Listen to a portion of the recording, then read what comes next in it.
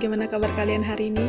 Wah, Ibu senang sekali ya, kita kembali lagi pembelajaran kita di tema 4, hidup bersih dan sehat, khususnya untuk subtema 2, hidup bersih di sekolah.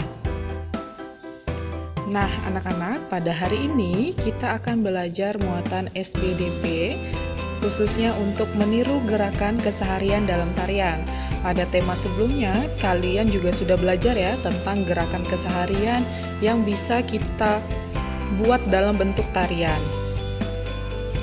Nah, oke anak-anak, ini adalah kompetensi dasar atau kemampuan yang akan kita capai untuk pembelajaran kita hari ini, yaitu di KD 3.3, mengenal gerak keseharian dan alam dalam tari, 4.3, memperagakan gerak keseharian alam dalam tari.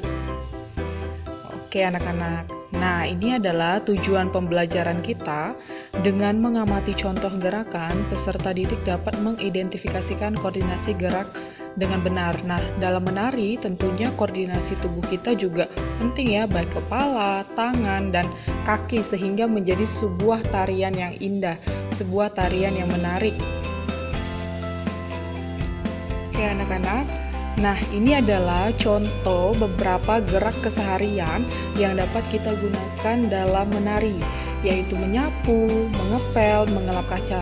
Ini adalah gerakan-gerakan yang sering kita lakukan ya di rumah.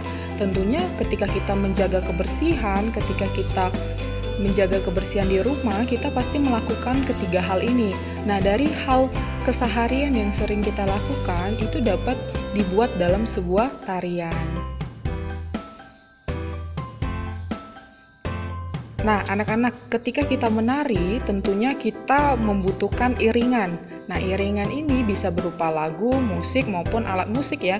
Nah, ini adalah beberapa contoh alat musik yang dapat kita gunakan ketika menari.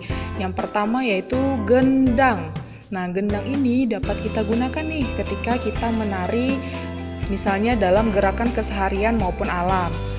Terus selanjutnya alat musik yang dapat kita gunakan yaitu tamborin, ya, triangle, terus juga maracas ya. Nah, jadi ini adalah beberapa contoh saja alat-alat yang dapat kita gunakan untuk menarik, untuk membuat menarik tarian yang kita buat kayak gitu. Kalau misalnya alat-alat keseharian juga bisa ya, misalnya nih botol plastik yang kita isi pasir. Nah, itu juga bisa tuh untuk misalnya menjadi alat musik, atau misalnya ada ember di rumah. Nah, kadang ya misalnya dengan papa mama atau dengan saudara bisa coba alat musik menggunakan ember.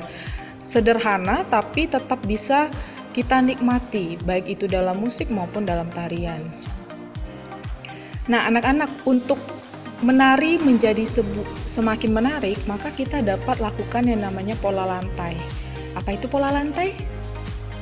Iya, pola lantai adalah suatu garis dengan bentuk tertentu yang dilalui oleh para penari saat memperagakan gerak pada tari. Nah, jadi di pola lantai ini penari lebih teratur bentuknya gitu ya, karena sudah ada pola lantai yang terbentuk. Seperti apa contohnya? Nah, kita bisa lihat di sini. Ini adalah beberapa contoh gerak pola lantai dalam menari. Yang pertama adalah posisi tegak. Jadi di sini kalian ada lihat ya, ada garis hitam. Jadi kalau misalnya menari, ibaratkan itu adalah penarinya dengan posisi tegak. Selanjutnya yaitu posisi mendatar. Jadi menarinya dengan posisi seperti itu, biasanya mendatar, disebut juga dengan horizontal ya. Selanjutnya ada posisi melingkar. Jadi menarinya secara berbentuk lingkaran seperti itu anak-anak. Dan yang terakhir adalah posisi serong. Jadi kita juga dapat melakukan menari dengan posisi serong. Nah, ini adalah contoh gerakan tari di Indonesia yang menggunakan pola lantai. Kita bisa lihat di sini ada tari Saman Aceh menggunakan pola lantai mendatar atau horizontal. Anak-anak bisa lihat ya posisi penarinya. Selanjutnya ada tari Sekapur Sirih dari Bengkulu, yaitu menggunakan pola lantai garis lengkung ke depan. Sama juga dengan tari pendet dari Bali, dan ini adalah tari piring dari Sumatera Utara menggunakan pola lantai garis lurus segi empat. Nah, ketika kita menari menggunakan pola lantai, maka tarian kita akan lebih menarik. Menarik juga bagi orang yang melihatnya, seperti itu anak-anak. Jadi lebih teratur ketika kita menarinya.